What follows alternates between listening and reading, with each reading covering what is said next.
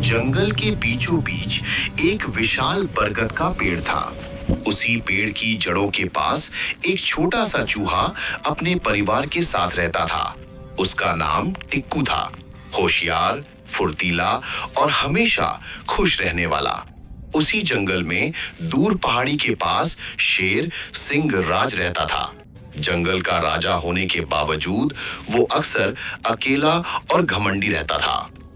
एक दिन सुबह सुबह हवा में ठंडक थी और सूरज की हल्की किरणें पेड़ों के बीच खेल रही थी। टिक्कू खाने की तलाश में इधर उधर दौड़ रहा था। आज उसकी किस्मत बहुत अच्छी थी। उसे पेड़ के नीचे ताजे दाने मिल गए थे। वो खुशी में कूदता फांदता हुआ खाने लगा। इसी दौरान सिंहराज उसी बरगद के पेड़ के नीचे आराम करने आया। उसने कुछ ही देर में गहरी नींद पकड़ ली। जब वो सोया था, टिक्कू अपनी मस्ती में इधर उधर दौड़ते दौड़ते उसकी पूंछ पर चढ़ गया। जैसे ही टिक्कू उसके पीठ पर चढ़ा, शेर की नींद टूट गई। वो जोर से दहाड़ा, आसमान तक कांप उठा। टिक्कू डर के मारे जड़ हो गया। शेर ने अपनी बड़ी बड़ी आंखों से उसे घूरते हुए कहा, तुम जैसी नन्ही जान मुझ पर चढ़ने की हिम्मत कैसे करती है?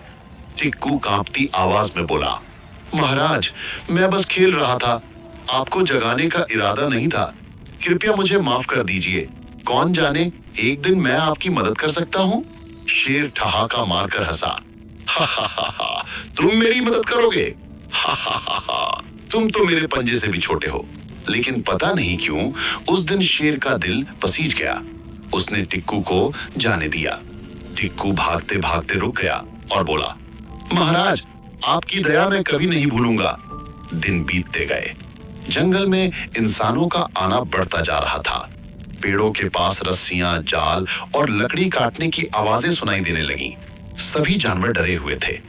एक शाम सिंहराज भोजन की तलाश में जंगल के नए हिस्से में गया। उसे नहीं पता था कि वहां शिकारी पहले से जाल बिछाकर बैठे हैं। जैसे ही वो उस इलाके में पहुंचा, एक भारी जाल उसके ऊपर गिर गया। वो जितना छटपटाता उतना ही और उलझ जाता। रात होते होते उसका गला सूख गया।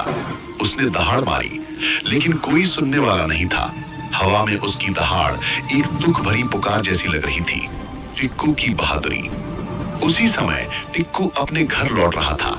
उसे दूर से किसी की दर्द भरी आवाज सुनाई दी।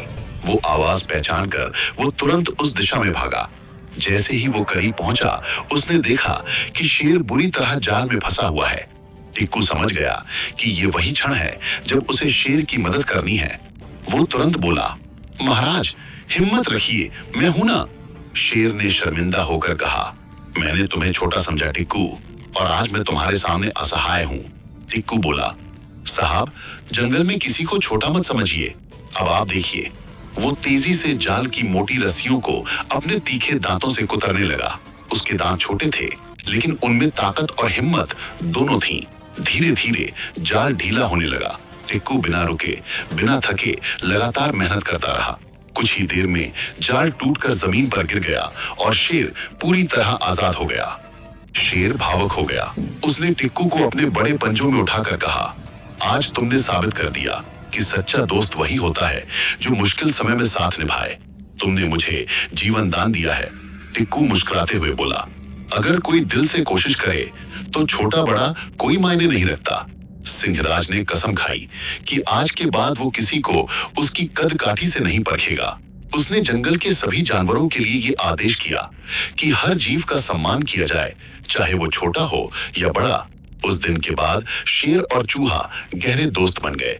टिक्कू जहां जाता, शेर उसकी रक्षा करता, और टिक्कू शेर के किसी भी संकट में उसकी मदद के लिए हमेशा तैयार रहता। जंगल के बाकी जानवरों ने भी उनसे एक बड़ी सीख ली। दयालुता और दोस्ती किसी के आकार से नहीं, दिल से मापी जाती है। किसी को छोटा या कमजोर समझकर कभी मत हंसो। हर जीव में कोई ना कोई खासियत होती है। मुश्किल समय में मिलने वाली छोटी मदद भी जीवन बदल सकती है।